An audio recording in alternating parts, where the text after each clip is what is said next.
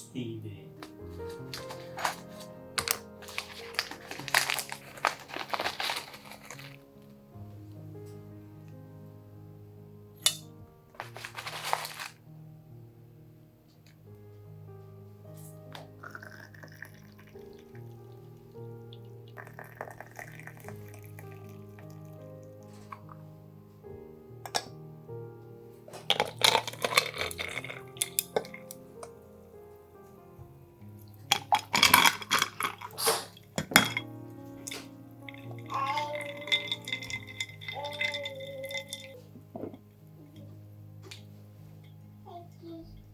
いただきます。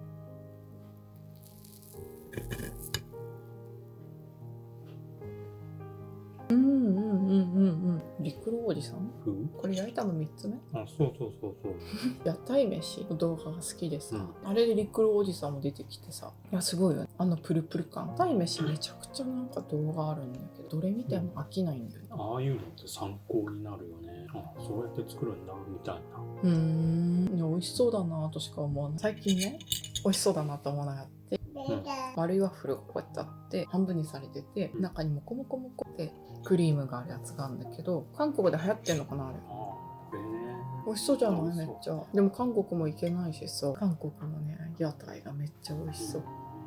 台湾カステラとかもそうじゃん、屋台。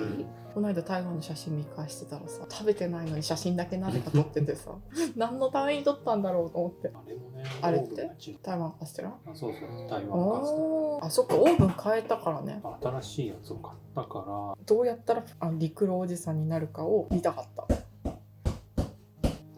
家が破壊されるんじゃん。ごちそうさまでした。